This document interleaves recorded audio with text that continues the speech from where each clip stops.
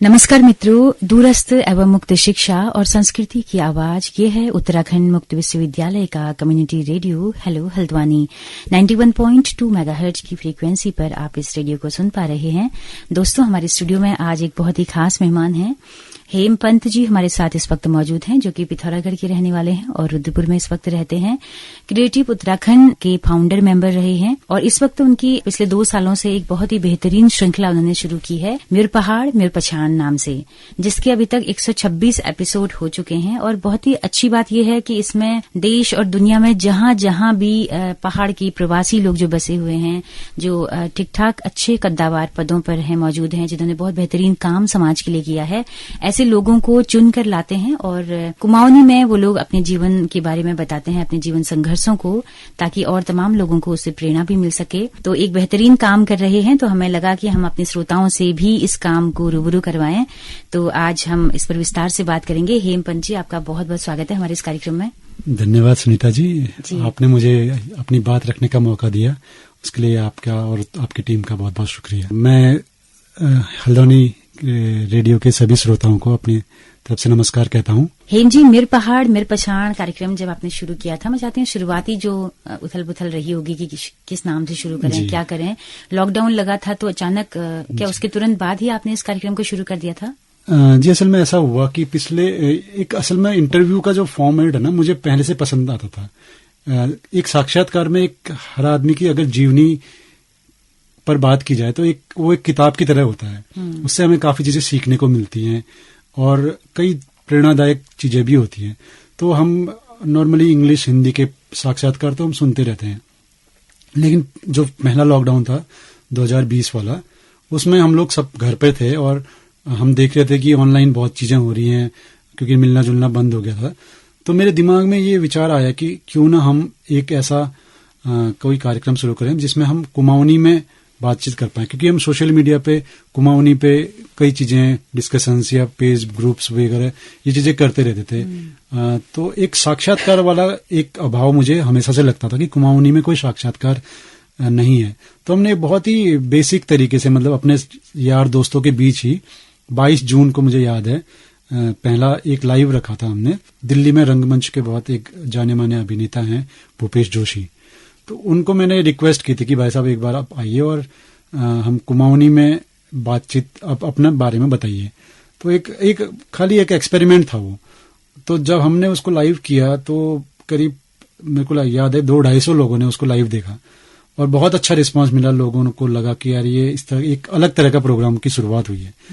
तो ऐसे ही फिर हमने 5 या 6 लाइव किए फेसबुक पर ही, और इस तरह से जिस तरह से रिस्पांस मिला उससे हमारा भी उत्साहवर्धन हुआ। और ये नाम, क्योंकि ऐसे दिमाग में सोचा कि क्या रखा जाए, तो एक सीरीज का नाम मेर पहाड़ मेर पछाड़, क्योंकि जो लोग पहाड़ से निकले हुए हैं और अपने पहाड़ को अपनी पहचान समझते हैं, तो वही हमने उस चीज का नाम रखा। धीरे धीरे फिर इसमें और चीजें जुड़ती गई, फिर हमने भी अपना अप्रोच बढ़ाई और कई बार ऐसा हुआ कि लोगों का इंटरव्यू हुआ तो उनको अच्छा लगा तो उन्होंने 4 और लोगों के नाम सजेस्ट किए। फिर इसमें यह भी हुआ कि हमने हमारी कोशिश रही कि एक टीम का काम दिखे। आप जो लोग देखते हैं इस कार्यक्रम को हमारे, वो देखेंगे कि कई बार लोगों को ये समझ में नहीं आता कि इसके पीछे कौन है। मतलब एक बहुत बड़ी टीम ऐसी है, वो कर भी रही है। तो 126 इंडिविजुअल इंटरव्यूज हो चुके हैं और इसमें 12 इसमें हमारे पुरुष, मतलब जो लोग दिवंगत हो चुके हैं उनके ऊपर कुमाऊनी पैनल डिस्कशन हुए हैं जी। और 2 या 3 एक जो ज्वाला मुरली 2 भाषाओं पे, 2 कुमाऊं की 2 बोली भाषा जो है उस पे बात होती है, उसके भी 2-3 अंग हो चुके। तो इस तरह से मैं अपने श्रोताओं को बता दूं कि मेर पहाड़ मेर पछाड़ कार्यक्रम जो चला कुमाऊनी में होता था, उसकी अब और भी उप श्रृंखलाएं बन रही हैं। जैसे कि हमारे पुरुष नाम से एक कार्यक्रम शुरू किया है, जिसमें अभी तक 12 एपिसोड हो चुके हैं, जिसमें जो दिवंगत जो हमारी हस्तियां हैं उत्तराखंड की, उन पर बातचीत होती है। उसमें जो बात हुई है, पंडित नैन सिंह रावत पे बात हुई है, डॉक्टर KS वल्दिया पे बात हुई है, शैलेश मटियानी जी पे बात हुई है, शिवानी जी पे बात हुई है। तो इस तरह से करीब 12 एपिसोड हुए हैं।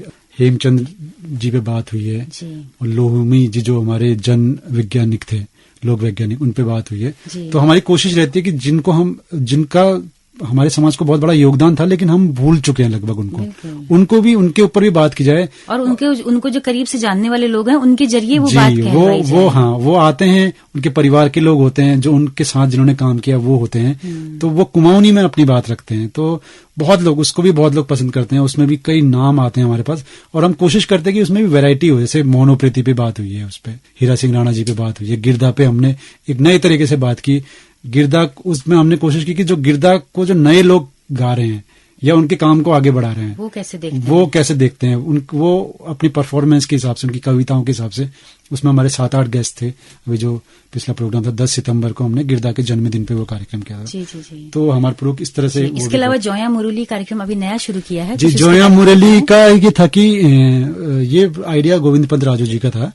उन्होंने बोला कि हमारे कार्यक्रम बहुत अच्छा चल रहा है, तो एक ऐसा कोई उन्होंने एग्जांपल देके बोला, जुगलबंदी जैसे नरेंद्र सिंह नेगी जी की और गिरदा की बहुत फेमस होती है जी, हम सुनते हैं। हाँ, तो उन्होंने बोला कि यार कुछ ऐसा करो कि 2 बोलियां एक साथ आए। तो एक आदमी, मान लो अगर गढ़वाली बोलने वाला है तो पूछने वाला कुमाऊनी में होना। तो उन्होंने नाम भी सजेस्ट किए। नरेंद्र सिंह नेगी का इंटरव्यू राजीव लोचन शाह जी लेंगे। जी। तो फिर हमने इस पर थोड़ा और डेवलप किया आइडिया। और भाषा बोलियों में कोई ऐसा ज्यादा अंतर तो है नहीं, सिर्फ एक थोड़ा फ्रीक्वेंसी पे मैच करने वाली बात है। तो इसका नाम जो है वो जोया मुरली। हाँ, वो जोया मुरली मेरे दिमाग में आया कि क्योंकि हम 2 बोलियां मिलके एक बोली बन रही है, तो मेरे दिमाग में आया कि जोया मुरली, तो सबको पसंद आया। और 2 अंकों में हमने उनकी बातचीत रखी नरेंद्र सिंह नेगी जी की, जो राजीव लोचन शाह जी, और बहुत ही सक्सेसफुल प्रोग्राम रहा। तो हमारी कोशिश है कि पूरे उत्तराखंड को कवर करें। हमारे जौनसारी, रवाल्टी जो भाषाएं हैं, नेपाली भी कहीं कहीं पर बोली जाती है। हमारी कोशिश ये रहेगी कि रंग भाषा भी है। तो हमारी कोशिश रहेगी कि आगे आने वाले उसमें इन बोली भाषाओं पर भी हम ऐसे साक्षात्कार रखेंगे जिसमें मिक्स होगा। एक बोली बस। जी। तो ये तो बात हुई हमारे पुरुष के बारे में और जोया मुरली के बारे में। लेकिन जो मुख्य कार्यक्रम है हमारे पहाड़ हमारे पहचान, उसमें अभी तक 126 एपिसोड हो चुके हैं। बहुत बड़ी बात है। और हम देखते हैं लगातार कि इतना लोकप्रिय ये कार्यक्रम हो रहा है, और इसमें ऐसे ऐसे लोगों को आप लोग जोड़ते हैं जो कि विदेश में रह रहे हैं और काफी अच्छे अच्छे पोजीशंस में हैं, और जिन्होंने शायद दशकों से कुमाऊनी नहीं बोली होगी। तो कुछ अनुभव बताएं कि कैसे आप लोग इनवाइट करते हैं। जैसे कई डॉक्टर्स ने इसमें दिया है। जी, इसमें ऐसा होता है नॉर्मली कि शुरुआत में जैसे मैंने आपको बताया कि हम अपने यार दोस्तों, मतलब जो परिचित थे, हम उनको ही कांटेक्ट कर रहे थे। तो कहीं से एक बार ऐसा संपर्क बना कि किसी ने बोला कि यार हरीश रावत जी भी आ सकते हैं। हमने उनके बेटे के थ्रू बात करी तो वो तुरंत तैयार हो गए, और बहुत ही अच्छा इंटरव्यू हुआ वो। फिर हमें लगा कि ये तो जिस तरह से रिस्पांस मिला था, जिस तरह से लोग एक्सेप्ट कर रहे थे हमारी बातों को, वहां से मनोबल भी बढ़ा, और हमने अपनी अप्रोच भी बढ़ा दी। फिर हमने भगत सिंह कोश्यारी जी को किया, बड़े बड़े वैज्ञानिकों को बुलाया, या फिर पत्रकारों को बुलाया। तो हम इसमें एक कोशिश ये करते हैं कि जो कुमाऊनी की 7-8 जो डायलेक्ट हैं, अलग अलग वैरायटी हैं, विविधताएं हैं, उनको भी कवर करने की कोशिश करते हैं। हम ये कोशिश करते हैं कि काली कुमाऊं की एक जो अलग बोली भाषा है, जो दौरियाली है, सुरयाली है, खसपरजिया है, उनको बोलने वाले लोग हों, और ये भी कोशिश रहती है कि इंटरव्यू लेने वाला भी उसी डायलेक्ट को बोले। तो उससे एक अपनापन भी आता है। और अब हमें इस दिक्कत नहीं रहती कि किसको बुलाया जाए, क्योंकि हमारे पास 70-80 लोगों के नाम लिखे हुए हैं। वो नाम हमारे पास हैं, और जब हमें मौका मिलता है हम उनसे संपर्क करते हैं 10-12 दिन पहले, और बता देते कि ऐसा ऐसा। और एक अच्छी बात ये होती है कि लोग जानते हैं। हम किसी को कांटेक्ट करते हैं, सर ऐसे ऐसे हम लोग कुमाऊनी साक्षात्कार, वो कहते हैं हाँ हमने देखा आपका प्रोग्राम बहुत अच्छा है। जैसे मैंने डॉक्टर पुष्पेश पंत को फोन किया एक बार, मैंने बोला सर ऐसे ऐसे, उन्होंने बोला हाँ मैंने देखा है प्रोग्राम, बताओ मुझे क्या करना है। तो मैंने बोला सर आपको आना है। वो तुरंत तैयार हो गए। तो पुष्पेश जी का भी किया हमने, बहुत लोगों का किया है। तो मतलब बिल्कुल ठीक कुमाऊनी में सब लोग बोलते हैं। हाँ, कुमाऊनी में बोलते हैं। और जो आपने पूछा है कि कई लोगों का अभ्यास छूट जाता है ना, जैसे हम लोग घर में नहीं बोलते, बचपन में बोला है, फिर आप कोई बड़े पद पे चला गया, परिवार में नहीं बोलते, तो हम उनको मोटिवेट करते हैं। हम जैसे थोड़ा बहुत जब संपर्क करते हैं फोन पे, तो हम कहते हैं ऐसे ऐसे, हाँ तो हम कुमाऊनी पे बोलने शुरू करते हैं। वॉइस चेक कर ली, वॉइस चेक मतलब बातचीत करना शुरू करते हैं। जब वो कहते हैं कि यार नहीं मैं तो कम बोला, नहीं हम बोलते सर आप तो बहुत अच्छा बोल रहे हैं, ये इतना भी बोलेंगे तो काम चल जाएगा। फिर थोड़ा कंफर्टनेस देने के लिए हम उनसे पूछते हैं कि कौन आपका इंटरव्यू ले सकता है। तो कहते कि यार हमने देखा था, वो भी हमारे इंटरव्यू मेरे परिचित हैं, तो हम उनका संपर्क, ठीक है आपका इंटरव्यू वही लेंगे। अच्छा। तो एक उनको कंफर्टनेस हो जाती है, फिर सवाल वगैरह उनके हिसाब से वो तैयार कर लेते हैं, उनको पता होता है उनके जीवन के बारे में भी, तो सवाल वैसे आ जाते हैं। तो केवल जीवन चरित्र पर ही बात की जाती है? हाँ, जीवन चरित्र में क्यों होता है कि एक तो नॉर्मली जितने भी हमने आज तक किए, हमारा ये अनुभव है कि सब लोग बहुत ही सामान्य पृष्ठभूमि से निकले हैं, सबकी, हम भी हैं, कोई और इतनी बड़े पद पे चला गया, पिछली पीढ़ी के लोग जी, तो वो अपने बहुत ही मतलब सबने अपनी पढ़ाई गांव से की है, सबने वही ककड़ी चोरा है, सब अपने स्कूल जाते रहे, हम शैतानी करते थे, एक ही तरह का बचपन है, चाहे वो आज से 50-60 साल पुराना कोई बुजुर्ग भी है और हम भी हैं, तो वो एक इमोशनल टच आ जाता है। हम कोशिश करते हैं कि उसकी पारिवारिक पृष्ठभूमि, फिर उसका एजुकेशन, प्राइमरी एजुकेशन, फिर उसकी एडवांस एजुकेशन, और बहुत एकेडमिक नहीं करते हम इस बातचीत को। हम कोशिश करते हैं कि ये बातचीत एक आत्मीय माहौल में हो, जिससे कि आदमी पूरी तरह से खुल पाए। और इसका दो तरह से जो फायदा हमें दिखता है वो ये होता है कि एक तो वो आदमी पहाड़ से दोबारा जुड़ता है।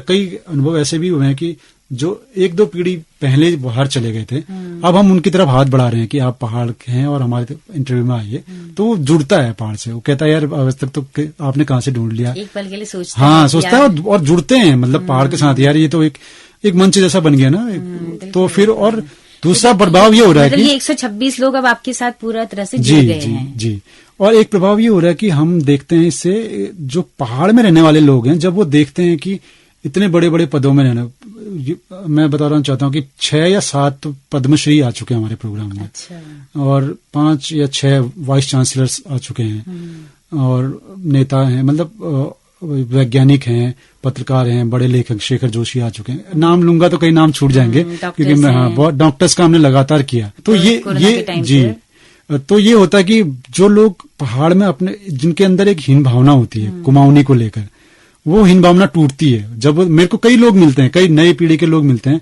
वो कहते हैं कि जब हम आपका प्रोग्राम देखते तो हमें ये लगता है कि यार हम क्यों नहीं सीख पाए कुमाऊनी। ऐसे कई लोग मिले हैं मुझे। अच्छा। नई पीढ़ी के लोग, तो मैं उनसे बोलता हूँ अभी भी आप सीख सकते हो, इसमें कोई बड़ी बात नहीं है। तो वो एक हिचक खुलती है, जो हीन भावना होती है, इन्फीरियरिटी कॉम्प्लेक्स की, यार हम पहाड़ी, वो वाली ना एक होता है कि मैं समझ जाता हूँ लेकिन बोल नहीं पाता हूँ वाली जो डायलॉग है, वो टूट रहा है। तो बहुत अच्छा एक गांव का नाम बताने में जो हेजिटेशन होता है नई पीढ़ी को। हाँ बिल्कुल, हम तो गए नहीं, पता ही नहीं है, बोल देते हैं। हाँ बिल्कुल, वो हिचक टूट रहा है। और एक अभी तक क्या था ना, कुमाऊनी गया गढ़वाली म्यूजिक के थ्रू तो लोग बहुत जुड़े थे, लेकिन म्यूजिक क्या ना एक प्योर एंटरटेनमेंट हो जाता है, वो एक मतलब मनोरंजन, ठीक है, उस पे भाषा से तो आप जुड़ते हो लेकिन गहराई में नहीं उतरते हो।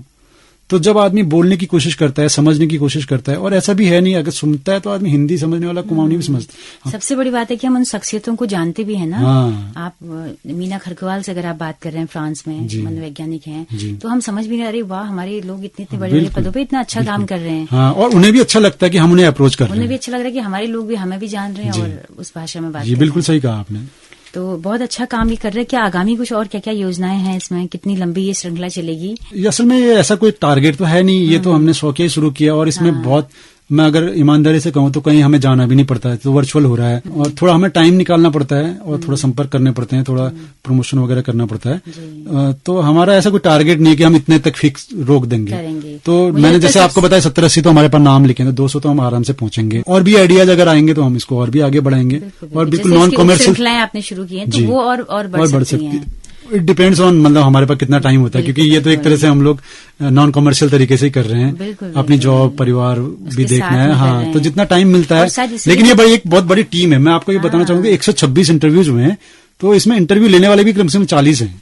अच्छा। मतलब ऐसा नहीं हुआ कि 2-4 लोग हैं वो इंटरव्यू ले रहे हैं। इसीलिए भी शायद कर पा रहे हैं आप नौकरी के साथ में भी, और यही इसकी खूबी भी है कि ये कोई किसी एक पर इकला चलो वाला नीति वाला नहीं है, इसमें सब लोग शामिल होके। नहीं, मैं तो कभी भी कोई भी इसमें इंटरव्यू करता हो सकता है, जो आज श्रोता है कल के दिन वो इंटरव्यू करता भी है। नॉर्मली मैं ऐसा करता हूँ कि हमारी कोशिश रहती है, अगर कोई आदमी नाम सजेस्ट करता है किसी का कि आप फलाने का इंटरव्यू रख लो, तो मैं पूछता हूँ कौन है क्या है, तो जब वो बताते हैं हमें लगता है कि हाँ इसका इंटरव्यू हो सकता है, तो मैं बोलता हूँ ठीक है सर आप ही इंटरव्यू ले लीजिएगा, क्योंकि उसका इंटरेस्ट तो है ही, इसलिए हमें बता रहा है, वो संपर्क करवा रहा है। तो नॉर्मली ऐसा हो जाता है कि एक आदमी और जुड़ जाता है हमारी टीम में, तो वहां से और श्रृंखलाएं शुरू हो जाती है, जहां तक हम दर्शकों तक नहीं पहुंच पा रहे हैं, उनके परिवार के लोग, उनके यार दोस्त पहुंच जाते हैं। अभी मैं एक अनुभव और बता रहा हूँ। अभी क्या हुआ था कि 2-3 हफ्ते के लिए ना 125वां हमने इंटरव्यू किया था 15 अगस्त को नैन नाथ रावल जी का। तो उसके बाद हमें लगा कि क्योंकि लॉकडाउन वगैरह खत्म हो गया है, लोग हम भी थोड़ा बिजी थे, तो एक थोड़ा 2-3 हफ्ते का हमने गैप रखा था इंटरव्यूज में। तो आप विश्वास नहीं करके मेरे पास इतने फोन आते थे रोज 2-3, क्या हो गया, अभी तो बहुत लोग बचे हैं, आपने इंटरव्यू खत्म क्यों कर दिए? हमने बोला अभी खत्म नहीं किए, हम लोग थोड़ा बिजी हैं, और लोग भी क्योंकि अब लॉकडाउन वगैरह खत्म हो गया, बिजी, तो हम दोबारा शुरू करें। तो इतना दबाव बना कि दोबारा शुरू करो इसको। हमारा दोबारा शुरू करना ही था, लेकिन मुझे ये बहुत अच्छा लगा कि लोगों ने पूछ के, घर भी कई लोग तो मेरे मिलने आए कि यार क्या हो गया, अभी तो बहुत लोग बचे हैं यार, तुमने क्यों इसको बंद कर दिया? मुझे लगता है ये जो इस तरह के कार्यक्रम होते हैं ना, जिसमें डिसेंट्रलाइजेशन होता है कि सब लोग कोई भी ले सकता है, ये भी, और ऐसे कार्यक्रम बहुत लोकप्रियता भी हासिल करते हैं, लोगों को इंतजार भी होता है। जैसे मैं अपना वाक्य सुनाना चाहूंगी। हेलो हल्द्वानी ने भी लॉकडाउन में एक श्रृंखला शुरू की थी, बहुत सारी की थी, 8-10, उसमें घुरघुगती घूर भी किया था, उसमें कुमाऊनी कवि आते थे। अभी तक भी वो फोन करते हैं कि बंद क्यों कर दी श्रृंखला, और अभी तो बहुत कवि बचे हैं। आप लोगों की वो थी ना, उसमें भी हमने मेजबान बनाए थे, वो लोग लेते थे, जो वो आपकी थी, जो मेजबान बनाए थे हमने, हाँ, जगदीश जोशी जी और विनोद पंत खंतोली जी। नहीं, एक वो थी जो आप उनके साथ करते थे अपने, हाँ, सरोली मधुरी श्रृंखला वही बहुत थी, लेकिन कुछ का ये था कि उसमें मेजबान बनाए थे, एक तो लोगों के पास था राइट, दूसरा बहुत सारे कवि बचे थे, तो लोगों की तरफ से डिमांड आ रही थी कि आप शुरू करें। तो इसको आपने कहा कि अभी तो आगे जितना चलेगा उतना हम चलाएंगे। इसके लिए मैं थोड़ा सा जानना चाहती हूँ कि क्या प्रोसेस होती है। आप लोगों को टाइम तो खैर देना ही पड़ता होगा, इंटरव्यू कोई भी ले आपको 1.5-2 घंटा बैठना ही बैठना है। इसमें क्या होता है, तो कितने लोग हैं आप लोग जो प्रॉपरली इसमें एडिटिंग का और ये सब काम देख रहे हैं, और कैसे शुरू करते हैं? जैसे आज इसका इंटरव्यू लेना है तो कितने दिन पहले से उसका प्रचार शुरू हो जाता है? इसमें ऐसा होता है कि नॉर्मली टीम तो बहुत बड़ी है, लेकिन मेनली एक मैं और हिमांशु, जिसकी पाठक के नाम से सब लोग जानते हैं, हम लोग इसका पूरा टेक्निकल तो देखते हैं, किसका इंटरव्यू रखना है, क्या रखना है, वो फाइनल हम लोग करते हैं। तो इसमें ऐसे होता है कि हम लोगों के पास एक लिस्ट है 70-80 लोगों की, अभी भी बनी हुई है। हम उन तब अप्रोच करते हैं जब हमें लगता है कि इनका नंबर आने वाला है, उससे कुछ दिन पहले। हाँ, वैरायटी, जैसे मैंने बताया ना कि साइंटिस्ट भी हैं, लेखक, पत्रकार, खिलाड़ी, तो और एज के हिसाब से भी हम कोशिश करते हैं कि हमारी प्रेफरेंस रहती है जो एजेड लोग, अगर किसी एजेड आदमी का नाम हमारे पास आ गया, जो अनुभवी है, जिनका ज्यादा अनुभव है, जिनके बारे में बात जल्दी होनी चाहिए, तो हम उनका प्रायोरिटी में करते हैं। और बीच में हम कोशिश करते हैं कि कुछ कलाकार, यंग लोगों को भी ले आए, जिससे कि सब लोगों का इंटरेस्ट बना रहे उसमें। तो नॉर्मली जब हमें लगता है कि हम, हिमांशु, मैं या आपस में हम लोग बात करते हैं कि किसको रखना है, फिर हम 10 या 15 दिन पहले उनको अप्रोच करते हैं उपलब्धता के लिए कि आप कब उपलब्ध हैं। अगर वो कहते हैं कि जैसे हम लोग पहले लॉकडाउन के टाइम पे हफ्ते में 3 दिन कर रहे थे, रविवार, मंगलवार और शुक्रवार, क्योंकि लॉकडाउन खत्म हो गया, हम लोग भी ऑफिस के, तो हफ्ते में हमारी कोशिश है कि 1 या 2 तो रखेंगे अभी भी। तो हम डेट, एक पॉजिटिव डेट दे देते हैं उनको, वो कहते हैं हम अवेलेबल हैं, तो फिर जो उनका इंटरव्यू लेने वाला होता है, हमारे दिमाग में पहले से होता है कि इनका इंटरव्यू कौन ले सकता है, कि हम एक प्रोफाइल जैसी पहले से बना लेते हैं कि इनका बैकग्राउंड ये है, तो हमें पता होगा कि ये लोग इनको जानते हैं और हमारी टीम में हैं, तो उनको हम पहले ही बोलते हैं कि आपका इनको इंटरव्यू करना है। तो बात हो जाती है, डेट फिक्स हो जाती है, फिर हम लोग थोड़ा पोस्टर वगैरह बना के और लिंक बना के शेयर करते हैं अपना फेसबुक प्रोफाइल वगैरह पे, ग्रुप्स पे, तो उससे बहुत लोग जुड़ जाते हैं, लोगों को इंतजार रहता है। और हम कोशिश करते हैं कि जिनका हम इंटरव्यू लेने वाले हैं वो भी थोड़ा अपने यार दोस्तों को बता दें, तो उससे बहुत लोग, नए लोग जुड़ते हैं। तो ये 10-15 दिन का प्रोसेस होता है एक आदमी का जब इंटरव्यू लेते हैं। कई बार ऐसा भी होता है कि कैंसिल हो गया तो अचानक किसी को बैकअप में भी रखना पड़ता है। तो बहुत तरह की, कई तरह की टेक्निकल चीजें भी हैं इसमें। और टेक्निकली ये है कि इसने थोड़ा सा इंटरनेट वगैरह का भी ध्यान रखना पड़ता है। कई बार ऐसा भी हुआ कि हम किसी का प्लान कर रहे होते हैं, जैसे पिथौरागढ़ या कई बार अल्मोड़ा शहर के लोगों का भी कनेक्टिविटी की बड़ी दिक्कत आती है। टेस्टिंग वगैरह करके हम उनको बोलते हैं कि आप थोड़ा वाईफाई में बैठ जाइए जहां ब्रॉडबैंड अच्छा इंटरनेट हो, उस तरह से भी कोशिश करते हैं। बिल्कुल। ये चीजें भी हमें ध्यान रखनी पड़ती है। तो बहुत ही बेहतरीन एक कार्यक्रम आपने शुरू किया है और एक अच्छा दस्तावेजीकरण का काम हो रहा है उत्तराखंड के लोगों का। चलते चलते कुछ और आप हमारे लिसनर्स के लिए बोलना चाहेंगे, हल्द्वानी और उत्तराखंड के लोगों के लिए? जी जरूर। मैं अपने रेडियो के दर्शकों से ये बोलना चाहूंगा कि हमें जो अपनी भाषा बोली को इम्पोर्टेंस देने की जरूरत है, क्योंकि अभी जो क्षेत्रीयता या बोली भाषा बचाने की जो बात हो रही है वो पूरे अंतर्राष्ट्रीय स्तर पर हो रही है। और हम आज से 15-20 साल पहले हमें ये लगता था कि कुमाऊनी भी एक एक्सटिंक्ट होती जा रही है, उसका अस्तित्व खत्म होते जा रहा है, लेकिन ऐसा नहीं है। जब हम लोगों से संपर्क कर रहे हैं तो हम देखते हैं कि बहुत लोगों का अभी इंटरेस्ट है, बहुत लोग बोलते हैं, बहुत विदेश में रहने वाले लोग भी अभी कुमाऊनी बोलते हैं। तो इसको अगली पीढ़ी तक हमें पहुंचाना है और ये एक बहुत अच्छा माध्यम है, क्योंकि वर्चुअली ये इंटरनेट जो सोशल मीडिया है इसमें यंग लोग हैं, नए लोग, यंग लोग बहुत हैं। तो हमें कोशिश करना चाहिए कि उन तक वो चीज पहुंचे और कम से कम अगर वो बोल भी नहीं पाए तब भी वो कम से कम उनके कानों में पड़ेगा तो ये चीजें कहीं ना कहीं उनके दिमाग में रहेंगी कि हमारी बोली भाषा, और उनकी हिचक खुलेगी। उनको जब ये लगेगा कि हमारे इतने बड़े बड़े पदों में पहुंचने वाले लोग, या पदों की बात भी नहीं है, जिनका कंट्रीब्यूशन रहा है। कई बार हम कोशिश ये करते हैं कि जिनको नहीं जानते लोग लेकिन उनका कंट्रीब्यूशन बड़ा है, कई बार लोग सेल्फ प्रमोटर नहीं भी होते हैं, तो हम उनको भी आगे लाने की कोशिश करते हैं। हम कोशिश कर रहे हैं कि पहाड़ में जो कलाकार हैं गुमनामी में, उनको भी लाएं। अब वो हमारी जो इंटरनेट वाली प्रॉब्लम बताई मैंने, वो एक हर्डल है हमारे लिए, लेकिन ये कोशिश हमारी आगे बढ़ती रहेगी। और क्योंकि एक सामाजिक काम है, कोई पर्सनल, कोई नॉन कमर्शियल है, पर्सनल कुछ इसमें है नहीं। तो लोग जिस तरह से एक पूरी टीम बनी हुई है, हमें लगता है कि एक अच्छा असर हो रहा है। जिस तरह से हमें रिस्पांस मिलते हैं, जिस तरह से हमें लोगों का उत्साहवर्धन मिलता है, उससे हमें लगता है कि एक कुछ न कुछ ठोस काम करें, तो एक हमारे लिए भी एक संतुष्ट की बात है। बिल्कुल। चलिए, हमारी बहुत शुभकामनाएं हैं हेलो हल्द्वानी की आप सबके लिए, ये कार्यक्रम और आगे लोकप्रिय होता रहे। तो हेम जी, आप आए हमारे श्रोताओं के साथ, आपने अपने कार्यक्रम की बात साझा की, बहुत बहुत शुक्रिया आपका। धन्यवाद। हेलो हल्द्वानी के श्रोताओं को बहुत बहुत धन्यवाद। नमस्कार। तो दोस्तों, अभी आप सुन रहे थे कार्यक्रम बात पहाड़ की, और उसमें हमने बताया कि मेरे पहाड़ मेरे पछाड़ कार्यक्रम किस तरह से चल रहा है, और हेम पंत जी हमारे साथ मौजूद थे। आप सबका भी बहुत बहुत शुक्रिया इस कार्यक्रम में अंत तक हमारे साथ बने रहने के लिए। तो अगर आपको कार्यक्रम पसंद आया हो तो अपना फीडबैक हमें जरूर दीजिएगा। हमारा फेसबुक पेज है, यूट्यूब चैनल है हेलो हल्द्वानी नाम से। इसी के साथ अपनी रेडियो मित्र सुनीता भास्कर को दीजिए इजाजत। नमस्कार।